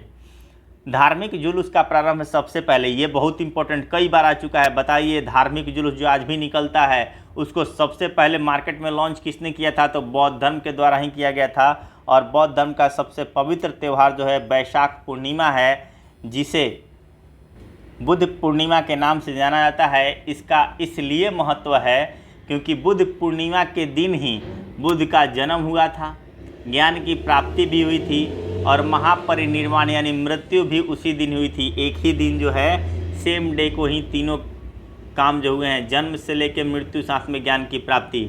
तो इसको क्या किया गया, इसीलिए ये जो है बुद्ध पूर्णिमा जो है बौद्ध धर्म के लिए जो है सबसे खास दिन हो गया। बुद्ध ने सांसारिक दुखों के संबंध में 4 आर्य सत्यों का जो है उपदेश दिया। बोले हैं कि दुख, अब दुख है तो दुख का समुदाय होगा और दुख निरोध भी होगा, और दुख निरोध गामिनी प्रतिपदा, यानी दुख आता है तो एक जो है दुख का समुदाय भी होता है, उसका जो है सोल्यूशन भी है। ठीक है, इन्हीं चीज़ों पे जो है इन्होंने बात किया है, दुख समुदाय, दुख निरोध गामिनी प्रतिपदा। इन संसारिक दुखों से मुक्ति के लिए बुद्ध ने अष्टांगिक मार्ग, बोले हैं कि ये जितने भी हैं इन सबों से मुक्ति का मार्ग भी है, इसके लिए अष्टांगिक मार्ग की बात कही गई है। ये बोले हैं सम्यक दृष्टि, ज़्यादा फिजूल की चीज़ें ना देखो, सम्यक दृष्टि, संतुलन बताए हैं। ठीक है, सम्यक संकल्प, आवश्यकता से ज़्यादा संकल्प न ले, सुबह सुबह उठे बोल लें कि आज तो पूरा बुक कंप्लीट कर लेंगे। ठीक है, हुआ नहीं तो क्या हुआ, क्योंकि आपने जो है संकल्प लिया वो उसमें संतुलन नहीं था, वो जो है असंतुलित था। सम्यक वाणी, कुछ ज़्यादा बोल रहे हैं, आज दूसरे हैं कि बोल ही नहीं रहे हैं। तो यहाँ पे हर जगह क्या देखेंगे, मध्यम मार्ग का पालन जो है संबंध किससे है, बौद्ध धर्म से है। तो इन्होंने हर जगह क्या बोलेंगे कि मध्यम मार्ग को अपनाओ, वही चीज़ है सम्यक दृष्टि, सम्यक संकल्प, उतनी ही संकल्प करो जितना हो सके, सम्यक वाणी, उतनी ही बोलो जितना कर सको या फिर जितना समझ में आए, आवश्यकता से ज़्यादा नहीं। सम्यक कर्मांत, अब ये नहीं कि आज 14 घंटा 16 घंटा पढ़ लिए और कल जो है 3 घंटा पढ़े क्योंकि शरीर टूट गया, पहले दिन ही बुखार पड़ गए तो 3-4 दिन जो है पड़े हैं बेड पे, मेंटेन हो गया। सम्यक आजीव, सम्यक व्यायाम, सम्यक स्मृति, कुछ लोग जाते हैं एक्सरसाइज करने, इतना पहले ही दिन कर देंगे दूसरे दिन शरीर उठेगा नहीं, तो ये चीज़ हो जाएगा सम्यक व्यायाम, सम्यक स्मृति, सम्यक समाधि। ठीक है, तो ये चीज़ें जो है सब चीज़ क्या होना चाहिए, संतुलित रहना चाहिए। ये अष्टांगिक मार्ग की बात किए हैं, तो बोल देगा कि अष्टांगिक मार्ग का संबंध किससे है, तो बौद्ध धर्म से है। वैसे भी जहाँ पे मध्यम मार्ग, जिस स्टेटमेंट से मध्यम मार्ग की बात होती हो, संतुलित बात होता हो, समझिए कि बौद्ध धर्म का है। तुक्का मारने के लिए है वो चीज़ें, हर चीज़ बुक में थोड़े होता है, हर चीज़ बुक में याद कीजिएगा तो हर चीज़ नहीं रहेगा, कुछ चीज़ एग्जैक्ट थॉट, क्योंकि जब इसका हर चीज़ ही जो है मध्यम मार्ग को पालन करता है, इसके हर आइडियोलॉजी, हर सिद्धांत मध्यम मार्ग को जा रहा है, तो अगर बुक में कुछ उटपटांग पूछ दिया क्वेश्चन में, तो चलो भाई हम भी जो है सम्यक थॉट के साथ चलते हैं और क्वेश्चंस को करेंगे। बुद्ध के अनुसार अष्टांगिक मार्गों के पालन करने के उपरांत मनुष्य की भाव तृष्णा नष्ट हो जाती है। पड़ोसी कितना भी रातों रात अमीर हो जाएगा, कोई भी जो है यहाँ पे ईर्ष्या उससे नहीं होगी, और उसे जब ईर्ष्या नहीं होगी तो निर्वाण प्राप्त हो जाता है। निर्वाण बौद्ध धर्म का परम लक्ष्य है, जिसका अर्थ है दीपक का बुझ जाना, अर्थात जीवन मरण के चक्र से क्या हो जाना, मुक्त हो जाना। बुद्ध ने निर्वाण प्राप्ति को सरल बनाने के लिए निम्न 10 सीलों पर बल दिया है, यानी कि 10 चीज़ें, वही चीज़ें जो आप देखेंगे कि जैन धर्म से भी बहुत सारा चीज़ मेल खाएगा। अहिंसा जैन धर्म भी कहता है, सत्य बोलना जैन धर्म भी कहता था, अस्तेय यानी चोरी न करना जैन धर्म, अपरिग्रह यानी कि किसी प्रकार की संपत्ति न रखना, यानी जो है स्टॉक में सामान न रखना। 4 को कपड़ा है, ऊपर से 40 को कपड़ा और ख़रीद लिए, ठीक है, ज़्यादा स्टॉक करोगे दिक्कत है। मद सेवन न करना, ड्रिंकिंग, असमय भोजन न करना, आजकल तो ये पूछो ही मत। सुखप्रद बिस्तर पर नहीं सोना, वैसे भी स्टूडेंट को नसीब कहाँ होता है। धन संचय न करना, स्त्रियों से दूर रहना और नृत्य गान आदि से दूर रहना। ये 10 सीलों को बताया गया है किसके लिए, बोले हैं कि अगर आपको जो है निर्वाण की प्राप्ति करनी है तो निर्वाण प्राप्ति के लिए आपको इन 10 जो है चलता फिरता जो है मार्ग है 10 सील, उस पर जो है समझिए पालन कीजिए और जो है आप निर्वाण को प्राप्त कर लेंगे। गृहस्थों के लिए केवल 5 शील तथा भिक्षुओं के लिए 10 शीलों को मानना अनिवार्य है। अब गृहस्थ आदमी अगर स्त्री से दूर रहेगा तो बच्चा कैसे पैदा करेगा, तो जाहिर सी बात है ये इसको फॉलो नहीं करना है। नृत्य गान कर सकता है गृहस्थ, धन संचय कर सकता है गृहस्थ, सुखप्रद बिस्तर पर सो सकता है गृहस्थ, असमय भोजन भी कर सकता है गृहस्थ।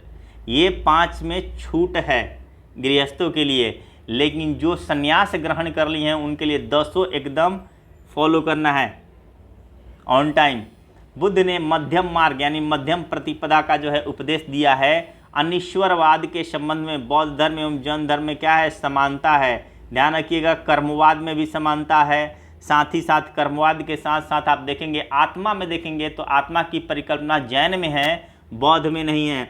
पुनर्जन्म की संकल्पना भी दोनों में है। एक ही चीज़ आत्मा को लेकर ध्यान रखिएगा। जातक कथाएं प्रदर्शित करती हैं कि बोधिसत्व का अवतार मनुष्य के रूप में भी हो सकता है तथा पशुओं के रूप में भी। यानी जो जातक कथा का संबंध बुद्ध के जो है कई जन्मों की कहानियों से है, तो उसमें कहा गया है कि बोधिसत्व का अवतार यानी बुद्ध का अवतार जो है जरूरी नहीं है कि मनुष्य के रूप में ही हो, वो पशु के भी रूप में हो सकता है। बोधिसत्व के रूप में पुनर्जन्मों का दीर्घ श्रृंखला के अंतर्गत बुद्ध ने शाक्य मुनि के रूप में अपना अंतिम जन्म प्राप्त किया। यानी बुद्ध का जो है अंतिम जन्म जो है वो शाक्य मुनि के रूप में जो है हुआ था, किंतु इसके उपरांत मैत्रेय तथा अन्य अनाम बुद्ध अभी अवतरित होने शेष हैं।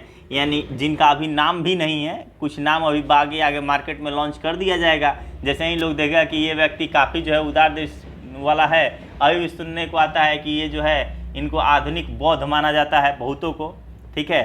तो ऐसे ही चीज़ें आ जाती हैं, तो आप देख लीजिएगा। सर्वाधिक बुद्ध मूर्तियों का निर्माण गंधार शैली के अंतर्गत किया गया, लेकिन बुद्ध की प्रथम मूर्ति संभवतः मथुरा कला के अंतर्गत बनी है। इम्पोर्टेंट पॉइंट है, बहुत ज़्यादा इम्पोर्टेंट, क्योंकि मथुरा कला का संबंध किससे है, जैन से है। लेकिन बुद्ध की प्रथम मूर्ति किस कला से है, तो यह है मथुरा कला। और बुद्ध की सर्वाधिक मूर्ति किसकी बनी है, तो गंधार शैली में, लेकिन प्रथम मथुरा। और वैसे मथुरा जनरली किसके लिए विख्यात है, जैन के लिए। तिब्बत, भूटान, इमेजिन कीजिए तिब्बत कहाँ है, भूटान कहाँ है, एवं पड़ोसी देशों में बौद्ध धर्म का प्रचार जो है पद्म संभव, यानी गुरु का नाम क्या है, रिनपांच, रिन सुप्रीम, कई गो, 5 गो, ठीक है। तो गुरु रिनपांच ने किया था, तो ऐसे लिंक कर लीजिएगा। रिन सुप्रीम आता है ना साबुन, तो रिनपांच, रिन साबुन कितना, 5 ठो ने किया। इसका संबंध जो है बौद्ध धर्म के ब्रजियान शाखा से है। यानी पद्म संभव जो है जिनके गुरु रिनपांच थे, इनका संबंध जो है किस धर्म से था, ब्रजियान शाखा। इनकी 100 देखिए, किसी भी धर्म का जो आएगा, आने के बाद जो एक समय के बाद जो है आप देखेंगे इसका जिस बौद्ध धर्म का उत्थान ही बिहार में हुआ है, वही बिहार में आज के डेट में बहुत कम देखने को मिलता है। वजह यही है पद्म संभव, ठीक है। ब्रजियान शाखा जो है इसका इम्पोर्टेंस है और उसमें जो है मेन रोल में आएंगे। लेकिन शाखा जो है ब्रजियान शाखा, ये अय्यासी वाली शाखा हो गई थी, जिस वजह से इन्होंने बौद्ध धर्म आया ही इसीलिए था क्योंकि ये लोग जो है मोक्ष का जो है साधारण मार्ग बता रहे थे, राजकीय संरक्षण नहीं ले रहे थे। यानी कि राजा के अंतर्गत जो है जाके, ये नहीं कि राजप्रसाद में बैठे हैं राजा के गेस्ट हाउस में और आराम से 2-4 लोगों को जो है शिक्षा दे रहे हैं, तो ये काम नहीं करने की, क्योंकि ये काम तो है ब्राह्मण करते थे और उन्हीं के अगेंस्ट में तो बौद्ध धर्म आया था। और ब्रजियान शाखा ने कुछ समय बाद वही कार्य करना स्टार्ट किया, यानी कि इसने राजकीय संरक्षण प्राप्त कर लिया, राजप्रसाद में बैठे हैं, ऐश्वर्य भोग रहे हैं और 2-4 प्रवचन दे रहे हैं। तो जैसे ही ये आया, तो जहाँ पे इसकी कार्यस्थली, जहाँ पे बौद्ध धर्म ने धीरे धीरे जो है उत्थान किया था, वहीं बिहार में क्या होता है, सबसे ज़्यादा जो है इसका ह्रास होता है। और आज के डेट में बौद्ध मानने वाले, बुद्ध को जो है बौद्ध धर्म को मानने वाले बिहार में गिने चुने लोग मिलेंगे। इसका संबंध बौद्ध धर्म के ब्रजियान शाखा से है। इनकी जो है 123 फीट ऊंची मूर्ति हिमाचल प्रदेश रेवालसर झील, यानी पूछ देगा ज्योग्राफी का, रेवालसर झील कहाँ है, तो हिमाचल प्रदेश में है। तो ध्यान रखिएगा आगे, भारत में उपासना की जाने वाली प्रथम मूर्ति संभवतः बुद्ध की थी। बहुत इंपॉर्टेंट, प्रथम जो है जुलूस निकाला बौद्धों ने ही, प्रथम मूर्ति बुद्ध की ही थी। अब आते हैं भारत के महत्वपूर्ण बौद्ध मठ। ये तो भाई टू द पॉइंट आपको याद करना है, सीधे आ जाता है डायरेक्ट क्वेश्चन। टाबो मठ, टाबो मठ तबो गांव, हिमाचल प्रदेश। अब देखिएगा टाबो है, नामग्याल है, दोनों हिमाचल प्रदेश हो गया, और तीसरा हो गया ससुर। ठीक है, तो ऐसे याद रखिएगा, ससुर के नाम तब्बू, जो आप एक मूवी, एक जो है आपके हीरोइन है ना तब्बू, ठीक है, तो ससुर की बेटी का नाम जो है वो तब्बू है, एक तरह से देखा जाए तो पत्नी का नाम। ठीक है, तो याद कर लीजिएगा, ससुर, उसकी बेटी तब्बू, और उसका क्या है नाम। ठीक है, नाम क्या है, तब्बू है। तो इस तरह से याद करिए, ससुर, नामग्याल और तब्बो, टाबो मठ, ये तीनों के तीनों कहाँ हो जाएंगे, ये तीनों जो हो जाएंगे आपके हिमाचल प्रदेश में हो जाएंगे। तो टाबो, नामग्याल और सासुर, ये तो हो गया। अब लद्दाख का देखिएगा, जब हेमिस, हेमिस का हम जानते हैं बर्फ होता है, हेमिस मतलब बर्फ। ठीक है, तो जब बर्फ रहेगा तो जो है ठंड लगेगी तो थिरक जो है थरथराता है आदमी, तो इस तरह से थिक से और हेमिस, थिक से और हेमिस ऐसे लिंक कर लीजिएगा। अब देख लीजिए, दो जगह है, एक है ड्रार्लिंग और एक है नाम ड्रार्लिंग। ठीक है, यानी अगर देखा जाए तो डार्लिंग, डार्लिंग का थोड़ा सा नाम जो है उच्चारण में आप ले सकते हैं, मी ड्रार्लिंग और नाम ड्रार्लिंग, ड्रार्लिंग। तो ठीक है, डार्लिंग, डार्लिंग ले सकते हैं। तो दोनों डार्लिंग, लोग जो है कपल्स जनरली या तो देहरादून चले जाते हैं हनीमून मनाने, अब मैसूर भी कुछ लोग जाते हैं। ठीक है, तो इस तरह से आप देखिएगा, दोनों डार्लिंग वाला कहाँ गया है, देहरादून, और एक जो है मैसूर। अब देखिए, अब इसको जो है कैसे याद करेंगे, नाम ड्रार्लिंग जो है आपका कर्नाटक हो जाएगा, मिड ड्रार्लिंग जो हो जाएगा आपका उत्तराखंड में हो जाएगा। अब रूम टेक, एक छोटा, अगर बाय द वे कोई भारत एक रूम समझ लीजिए, इससे अगर आपको जाना है कहाँ, आपको चाइना जाना है, तो रूम का काम करेगा कौन, तो रूम का काम करेगा आपको सिक्किम, एक छोटा राज्य रूम का काम करेगा, तो रूमटेक जो हो जाएगा गंगटोक, रूमटेक हो जाएगा। तवांग मठ तो नाम से ही पता चलता है अरुणाचल प्रदेश, और बोधिमंडा बोधगया बिहार, याद करने वाली बात नहीं है। तो इस तरह से जो है लिंक करके याद कीजिएगा तो थोड़ा इजीली याद होगा, नहीं तो रटते रहिए। अब आते हैं शैव धर्म। शैव धर्म की बात करते हैं तो भगवान शिव की पूजा करने वाले शैव एवं शिव से संबंधित धर्म को शैव धर्म, यानी जाहिर सी बात है जो शिव से संबंधित, यही शैव धर्म किसे संबंधित हो जाएगा, शिव से। शिवलिंग उपासना की प्रारंभिक पुरातात्विक साक्ष्य आपको हड़प्पा में ही देखने को मिला है। शिवलिंग उपासना का प्रारंभिक पुरातात्विक साक्ष्य आपको हड़प्पा में ही देखने को मिला है। ठीक है, वहीं से हड़प्पा संस्कृति की जब खुदाई हो रही थी हड़प्पा की, तो वहीं से आपको शिवलिंग मिला है। ठीक है, आगे देखते हैं ऋग्वेद में। ऋग्वेद में अब देखिए, हड़प्पा से लिंक कर दिया शैव धर्म का। हड़प्पा सभ्यता के बाद आप कौन सा पढ़े थे, वैदिक काल, तो वैदिक काल से अब आपको लिंक कर रहा है। वैदिक काल में शिव के लिए रुद्र नाम का उल्लेख किया गया है। और ऋग्वेद के बाद कौन सा वेद आता है, अंतिम अथर्ववेद आता है। तो अथर्ववेद में शिव को भव, सर्व, पशुपति, भूपति, यानी देखिए आपको राइटिंग स्किल भी आनी चाहिए। सबसे पहले किसी भी चीज़ के बारे में अगर आप लिख रहे हैं, समझा रहे हैं, तो सबसे पहले क्या कीजिए भाई, हम किस चीज़ के बारे में पढ़ रहे हैं, तो जो शैव धर्म किसको कहते हैं वो बताया। फिर लिंक किया कि हमारा इस जो है प्राचीन भारत में जो अभी तक हम पढ़े हैं, ये हमें कहाँ कहाँ से देखने को मिलती है, तो हड़प्पा सभ्यता से मिलती है कि नहीं मिलती है, तो जी मिलती है। ऋग्वेद में मिलती है कि नहीं शिव के लिए, तो जी मिलती है, रुद्र नाम मिलता है। ऋग्वेद के बाद लो जी यजुर्वेद और सामवेद में नहीं मिला, तो क्या है यहाँ पे जो है आपका अथर्ववेद में मिलता है कि नहीं मिलता है, तो अथर्ववेद में भी मिलता है। और मैंने पहले ही बताया था आपको कि यजुर्वेद और सामवेद में कोई भी कहानी तुक्का मारने के सेंस में इन दोनों को नहीं मारना है, क्योंकि इसमें ज़्यादा कहानियाँ हैं ही नहीं। मारना है दो ही, या तो ऋग्वेद या फिर अथर्ववेद। आप पहला वीडियो देखिएगा तो आपको उसमें अच्छे से मैंने जो है एक आइडिया लगाने का भी बताया आपको। तो अथर्ववेद में शिव को भव, सर्व, पशुपति और भूपति कहा गया है। लिंग पूजा का पहला स्पष्ट वर्णन जो है मत्स्य पुराण में मिलता है, यानी लिंग पूजा होनी चाहिए। लिंग पूजा का वर्णन किया गया है किसमें, मत्स्य पुराण में कहा गया है। वैसे भी लिंग पूजा पे जल ढाला जाता है, और मत्स्य पुराण मछली क्या रहती है, जल में रहती है। तो लिंक कर लीजिएगा आपको कि लिंग पूजा, मत्स्य पुराण ये भी पानी में, और लिंग पूजा पे भी जो लिंग पे भी जो है आपका जल अर्पण किया जाता है। महाभारत का अब देखिए, यहाँ पे ऋग्वेद कर लिया, अथर्ववेद कर लिया, लिंग पूजा का बता दिया, पुराण बता दिया, यानी वेदों के बाद पुराण आता है तो पुराण बता दिया। अब उसके बाद से दो हम लोग पढ़े थे, कौन सा, महाभारत और रामायण। तो महाभारत के अब अनुशासन पर्व के बारे में बता रहा है कि वहाँ से भी लिंग पूजा का वर्णन मिलता है। यानी भाई साहब आप कोई छोटा मोटा धर्म नहीं पढ़ने जा रहे हो, आप उसके बारे में पढ़ने जा रहे हो जिसकी व्याख्या आपका हड़प्पा संस्कृति, ऋग्वेद, अथर्ववेद, मत्स्य पुराण यानी पुराण में भी है, अनुशासन पर्व महाभारत के। रुद्र के पत्नी के रूप में पार्वती का नाम तैत्तिरीय आरण्यक में भी मिलता है। तैत्तिरीय आरण्यक में मिलता है कि रुद्र की पत्नी का नाम जो है वो है क्या, पार्वती, ठीक है। और शिव की पत्नी की सौम्य रूप पद्मा, पार्वती, उमा, गौरी एवं भैरवी, ये सब जो है शिव की पत्नी की सौम्य रूप है। तो ये बस यहाँ पे इसकी व्याख्या बताया है कि जिस धर्म को पढ़ने जा रहे हो वो आपको हड़प्पा संस्कृति भी मिल रहा है, ऋग्वेद में भी मिल रहा है, अथर्ववेद भी मिल रहा है, मत्स्य पुराण में भी लिंग पूजा का वर्णन है, महाभारत के अनुशासन पर्व में भी लिंग पूजा का वर्णन है, आपका तैत्तिरीय आरण्यक में भी जो है रुद्र की बात की गई है कि उनकी पत्नी का नाम पार्वती है। तो ये सब चीज़ें बस लिंक किया है। आगे मत्स्य पुराण के साथ साथ अब बता रहा है कि भाई साहब वामन पुराण में क्या, वामन पुराण में शैव संप्रदाय की चार जो है संख्या बताई गई है। यानी शैव संप्रदाय भी चार, अभी तक बौद्ध पढ़ रहे थे, 2 भागों में बटा था, हीनयान महायान। अभी तक आपने जो है जैन धर्म पढ़ा, वो भी जो है आपका 2 भागों में बटा था, श्वेतांबर, दिगंबर। यहाँ पे जो है शैव धर्म 4 भागों में बटा हुआ है और ये है आपका पाशुपत संप्रदाय, कपालिक संप्रदाय, कालामुख संप्रदाय और लिंगायत संप्रदाय।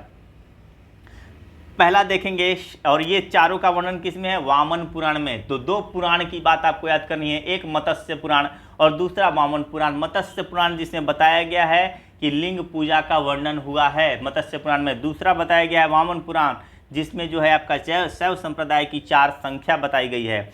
अब देखते हैं पाशुपत संप्रदाय जो है शैवों का सर्वाधिक प्राचीन संप्रदाय कौन हो जाएगा, पहले नंबर पे पाशुपत। इसके संस्थापक लकुलिस थे जिन्हें भगवान शिव के 18 अवतारों में से एक माना जाता है। तो भगवान जो है क्या कहते हैं, भगवान जो है शिव के कितने अवतार, तो ये 18 अवतार, और 18 अवतार में से एक अवतार कौन से, लकुलिस। आगे देखते हैं पाशुपत संप्रदाय के अनुयायियों को, इनके अनुयायियों को जैसे आप देखें कि जो है आपका बौद्ध धर्म के जो है अनुयायी 2 भागों में बटे थे, एक भिक्षुक थे और दूसरे थे उपासक। वैसे ही आपके जो है जैन धर्म के अनुयायी को निर्ग्रंथ कहा जाता था। वैसे ही यहाँ पे देखेंगे, यहाँ पे पाशुपत संप्रदाय, प से पाशुपत, प से पंचार्थिक कहा जाता है। इस मत का प्रमुख सैद्धांतिक ग्रंथ, ये अलग है, इसको अलग याद करना है, रटना है ये। खैर, प्रमुख सैद्धांतिक ग्रंथ जो है पाशुपत सूत्र है। श्रीकर पंडित एक विख्यात पाशुपत आचार्य थे, यानी कि कुछ नहीं बताया। आप देखेंगे यहाँ पे इतना तो आपको याद करना ही चाहिए कि पाशुपत संप्रदाय जी कौन है, तो सबसे प्राचीन है। दूसरी बात, इसके संस्थापक कौन है, लकुलिस जी। लकुलिस कौन है, तो लकुलिस 18 अवतार जो शिव ने लिए हैं उन्हीं में से एक हैं। पाशुपत संप्रदाय के अनुयायी को पंचार्थिक कहा जाता है। इसका प्रमुख सैद्धांतिक ग्रंथ जो है वो पाशुपत सूत्र है। ग्रंथ का भी नाम याद नहीं करना है, पाशुपत, और इसी में सिद्धांत है किसमें, पाशुपत के सूत्र में। श्रीकर पंडित, एक पंडित का नाम याद कर लीजिए, श्रीकर पंडित जो है प्रसिद्ध जो है विख्यात पाशुपत आचार्य थे। आगे देखेंगे कपालिक संप्रदाय के इष्टदेव। अब देखेंगे अगला कपालिक। जैसा कि अभी आपने देखा कि जो है शैव संप्रदाय 4 भागों में बटा था वामन पुराण के अकॉर्डिंग, तो पाशुपत देख लिए। अब दूसरा था कपालिक। तो कपालिक संप्रदाय के इष्टदेव भैरव थे। इस संप्रदाय के प्रमुख केंद्र जो है श्रीशैल नामक स्थान था। अब बस 2 ही, कपालिक के अंतर्गत 2 ही चीज़ बोला, एक भैरव और दूसरा श्रीशैल नामक स्थान। कालामुख देख लेते हैं। कालामुख संप्रदाय के अनुयायियों को शिव पुराण में महाव्रतधर कहा गया है, यानी कि जो भी कालामुख संप्रदाय को पालन करते थे उनको शिव पुराण में, यानी 3 पुराण की बात की गई, मत्स्य पुराण, वामन पुराण और शिव पुराण। तो शिव पुराण में कालामुख संप्रदाय के अनुयायियों को महाव्रतधर कहा गया है। इस संप्रदाय के लोग नर कपाल में ही भोजन, जो आज भी देखने को मिलता है कि नर कपाल में ही भोजन, जल तथा सूरापान करते थे और साथ ही अपने शरीर पर चीता की भस्म मलते थे। लिंगायत संप्रदाय दक्षिण में प्रचलित है। लिंगायत जो है ये कहाँ प्रचलित है, दक्षिण में। इन्हें जंगम भी कहा जाता था। इस संप्रदाय के लोग शिवलिंग की उपासना करते थे। शून्य संपादने लिंगायतों का मुख्य धार्मिक ग्रंथ है। यानी जो लिंगायत संप्रदाय है उसका मुख्य धार्मिक ग्रंथ, जैसे आपने पाशुपत का मुख्य धार्मिक ग्रंथ कौन था, तो वो था सैद्धांतिक ग्रंथ पाशुपत सूत्र था। वैसे ही लिंगायतों के कौन है, शून्य संपादने हैं। बसव पुराण, अब चौथा पुराण का नाम, अभी तक आपने शिव पुराण जिसमें कालामुख संप्रदाय के अनुयायियों को महाव्रतधर कहा गया है ये बताया गया है, वामन पुराण, मत्स्य पुराण, और ये है आपका बसव पुराण।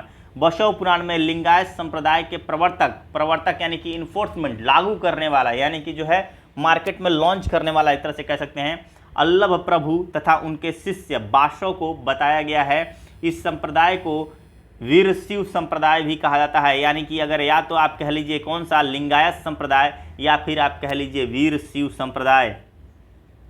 बाशव और उनका भतीजा नाम था चन्ना बाशव, कर्नाटक के कलचुरी राजाओं के दरबार में रहते थे। जैनों के साथ कठिन संघर्ष के उपरांत, क्योंकि वहाँ पे ऑलरेडी कौन सा, जैन धर्म ऑलरेडी मार्केट में लॉन्च था, तो जब एक आदमी या फिर एक जो है आपका कोई भी जो है कंपनी अगर मार्केट में लॉन्च है, दूसरी कंपनी आएगी तो जाहिर, आप देखिए ना, आप अरब जो है पहले आपका कोंकण तट पे या फिर जो है पश्चिमी तट पे जो है व्यापार करते थे। जब वास्को डी गामा आया तो पुर्तगालियों से जो है, वास्को डी गामा आया उसका से जो पुर्तगाली आए तो अरबों और उसके बीच में क्या हुआ, लड़ाइयाँ हुई। सेम चीज़ें हैं, जो एक आदमी ऑलरेडी कहीं भी मार्केट में वहाँ पे जो है वहाँ पे अपना अधिकार जमाए हुए है, कोई दूसरा अगर आएगा और उसके कुछ अधिकारों का हनन करना चाहेगा तो युद्ध तो होगा ही। सेम चीज़ें हैं, कोई अलग अलग चीज़ें नहीं है, सब बातें एक ही होती हैं, बस नाम और जगह अलग अलग हो जाता है, भावना एक ही है और वो है इंसानी भावना। कलचुरी राजाओं के दरबार में रहते थे। जैनों के साथ कठिन संघर्ष के उपरांत उन्होंने अपने मत की स्थापना की, यानी कि जो है अपना भी जो है कंपनी मार्केट में लॉन्च किया। देखिए दिल पे मत लीजिएगा, बस समझने के लिए मैंने ऐसे कह रहा हूँ, ठीक है। मुझे भी धर्म में जो है काफ़ी आस्था है, फिर भी उन्होंने जाति प्रथा का कड़ा विरोध किया और उपवास, प्रतिभोज, तीर्थयात्रा एवं बलि प्रथा को अस्वीकार किया। यानी जाति प्रथा का कड़ा विरोध किया, उपवास, प्रतिभोज, यानी जैनों में क्या था कि उपवास से वो अपना शरीर त्याग करने की बात करते हैं, कौन, जैन। और इन्होंने क्या किया कि उपवास, प्रतिभोज, तीर्थ यात्रा एवं बलि प्रथा को अस्वीकार कर दिया। बाल विवाह का विरोध किया और विधवा विवाह की अनुमति दी। यानी जो समाज के हित के लिए ज़्यादा जरूरी था उसको इन्होंने क्या किया, लॉन्च करवाया। कौन से, वीरशैव संप्रदाय या फिर लिंगायत संप्रदाय, जो कह लीजिए। यानी समाज में जो कुरीतियाँ थी, मैंने पहले ही बताया था कि जब समाज में कुरीतियाँ होंगी तो उसको सुधारने के लिए एक धर्म आएगा, और जब समाज में अराजकता आएगी तो शासन बदलेगा, नए राजा आएंगे, नई सरकार आएगी। तो यहाँ पे क्या है, समाज में उपवास, प्रतिभोज, तीर्थ यात्रा, बलि प्रथा, बाल विवाह, ये सब है। तो इसको सॉल्व करने के लिए कौन आएगा, इसको सॉल्व करने के लिए ही आएगा आपका वीरशैव संप्रदाय या फिर लिंगायत संप्रदाय, जो कह लीजिए। 10वीं शताब्दी में, अब देखिए आगे, 10वीं शताब्दी में मत्स्येंद्र नाथ ने नाथ संप्रदाय की स्थापना की। वो चारों हमने पढ़ लिया। आपका पाशुपत के बाद जो है, पाशुपत के बाद जो है आपका देखेंगे कपालिक के बाद जो है कालामुख के बाद लिंगायत। ये चारों जो है हमने देख लिया, इन चारों को हमने देख लिया। अब इससे ज़्यादा जो है एक्स्ट्रा बातें जो है वो हम देखते हैं, और वो है 10वीं शताब्दी में मत्स्येंद्र नाथ ने नाथ संप्रदाय की स्थापना की। इस संप्रदाय का व्यापक प्रचार प्रसार बाबा गोरखनाथ के समय में हुआ। गोरखनाथ ने वर्ण व्यवस्था तथा ब्राह्मणों के विशेषाधिकारों की आलोचना की। देखिए वही बातें हैं, हर जगह का नाटक एक ही है कि भाई जो ब्राह्मण को जो विशेष अधिकार दिए हुए हैं उसको ख़त्म करो। वर्ण व्यवस्था जो आप लगा रखे हो कि ब्राह्मण का पुत्र अगर अव्वल दर्जे का नालायक इंसान है, निहायती निकम्मा है, उसको भी जो है बाकी लोगों को पूजा करना पड़ रहा है उसको ब्राह्मण मान के, ये वर्ण व्यवस्था क्या होनी चाहिए, ख़त्म होनी चाहिए। और इस वर्ण व्यवस्था की वजह से बेवकूफ़ और निहायती नालायकों को जो है आपको क्या मिल रहा है, विशेषाधिकार मिल रहा है, वो ख़त्म होनी चाहिए। तो ये चीज़ें गोरखनाथ ने बोली, ठीक है। गोरखनाथ ने जो है इसकी आलोचना की। इनके द्वारा प्रतिपादित सिद्धांत को तंत्र कहा जाता है। इनकी सदस्यता बिना जाति भेद सबके लिए खुली थी, क्योंकि जब ये वर्ण व्यवस्था की ही आलोचना कर रहे हैं तो ये वर्ण क्यों मानेंगे, तो जाहिर सी बात है कि बिना जाति भेद के सबके लिए खुली थी। दक्षिण भारत में शैव धर्म चालुक्य, राष्ट्रकूट, पल्लव एवं चोलों के समय लोकप्रिय रहा। जब आप इन सभी राजवंशों को आगे पढ़ेंगे तो देखेंगे कि इन लोगों ने जो है शिव से संबंधित कई मूर्तियाँ और कई मंदिरों का निर्माण किया है। आगे हम देखेंगे इसका। पल्लव काल में शैव धर्म का प्रचार प्रसार नयनारों द्वारा किया गया। नयनारों संतों की संख्या 63 बताई गई है, यानी कि नयनारों की संख्या कितनी है? 63। और नयनारों कैसे संबंध रखिएगा, पूछ देगा आके कि नयनारों का संबंध किससे है? बौद्ध से है, जैन से है, वैष्णव से है, शैव से है, कैसे है? तो लिंक कीजिएगा कि किसके पास एक नयन ज़्यादा है, एक आँख किसके पास ज़्यादा है? तो शिव के पास एक आँख, तीसरी आँख शिव की है, तो इसलिए नयनारों, नयन नारो, ठीक है। तो नयनारों की संख्या, इसलिए याद लिंक कर लीजिएगा, नयनारों का संबंध शिव से है, जिसमें अपार, तिरुज्ञान, संबंदर, सुंदर मूर्ति आदि के नाम उल्लेखनीय है। एलोरा का प्रसिद्ध कैलाश मंदिर का निर्माण राष्ट्रकूटों ने कराया था। तो जब राष्ट्रकूटों ने एलोरा का प्रसिद्ध जो है कैलाश मंदिर का निर्माण कराएगा, तो राष्ट्रकूटों का संबंध किससे हो जाएगा? शैव धर्म से हो जाएगा, सिंपल सी बात है। चोल शासक राजराज प्रथम ने तंजौर में प्रसिद्ध राजराजेश्वर शैव मंदिर का निर्माण कराया। कहीं कहीं दे देता है बृहदेश्वर मंदिर, कहीं कहीं दे देगा राजराजेश्वर मंदिर, बात एक ही है। और उसका निर्माण किया था राजराज प्रथम ने। कहाँ पे? तो तंजौर में, जिसे बृहदेश्वर के भी नाम से जाना जाता है। कुषाण शासकों की मुद्राओं पर शिव एवं नंदी की एक साथ अंकन प्राप्त होता है, यानी एक साथ जो है इनका देखने को मिल जाएगा आपको। आगे देखते हैं यहाँ पे पशुपतिनाथ मंदिर, नेपाल की राजधानी काठमांडू से 3 किलोमीटर उत्तर पश्चिम में बागमती नदी के किनारे देवपाटन गांव में स्थित, यानी लोकेशन बता रहा है, एग्जैक्ट लोकेशन, एड्रेस कि पशुपतिनाथ मंदिर कैसे जाइएगा। तो पहले नेपाल जाइए, वहाँ पे काठमांडू जाइए, काठमांडू से 3 किलोमीटर उत्तर पश्चिम जाइए, बागमती नदी मिलेगी, नदी के किनारे देवपाटन गांव मिलेगा, और वो गांव में एक शिव मंदिर है। नेपाल के धर्मनिरपेक्ष राष्ट्र बनने से पहले यह मंदिर राष्ट्रीय देवता भगवान पशुपतिनाथ का मुख्य निवास माना जाता था। इस मंदिर परिसर को 1979 में यूनेस्को विश्व सांस्कृतिक विरासत स्थल के रूप में सूचीबद्ध किया गया है। मुख्य मंदिर का निर्माण वास्तुकला की नेपाली पैगोडा शैली में किया गया है, यानी कि कह सकते हैं आपकी इसकी शैली क्या है इस मंदिर की? तो यह है नेपाली पैगोडा शैली। अब कुछ मंदिरों को आप देख लें, तो जब आप मंदिरों को देखेंगे तो यही है आपका जो है राजराजेश्वर मंदिर की बात करें, ये बृहदेश्वर के राजराजेश्वर मंदिर का जो है आपका, ये जो है आपका बृहदेश्वर के राजराजेश्वर मंदिर का जो है ये आपका पिक है, ठीक है। तो इसको देख लेंगे, इसके बाद जो है मतलब बेहतरीन लोकेशन, बेहतरीन डिज़ाइन, कमाल का है। खैर मंदिरों के बारे में ज़्यादा डिस्कस नहीं, आगे देखते हैं, कंटेंट बहुत ज़्यादा है। अब जो है शैव धर्म आपका कंप्लीट हो जाता है, और इसके बाद जो है हम वैष्णव धर्म और अन्य धर्म को देखेंगे। वीडियो ऑलरेडी काफ़ी लंबा हो चुका है, तो इसको अभी बंद करते हैं, और साथ ही जो है वैष्णव धर्म और बाकी जो धर्म है उसका एक वीडियो बना देता हूँ अभी कुछ देर में। और इसको जो है आप लोग चैनल को थोड़ा सब्सक्राइब कर दीजिए, साथ ही साथ जो है हर बार देखने के बाद एक बार जो है अपने किसी ग्रुप में इसको शेयर कर दिया कीजिए। धीरे धीरे चैनल बढ़ेगा, बेहतर होगा, और अच्छे जो है कंटेंट लाने में मज़ा आता है कि हाँ सही जा रहे हैं, दिशा का पता चलता है। Thank you.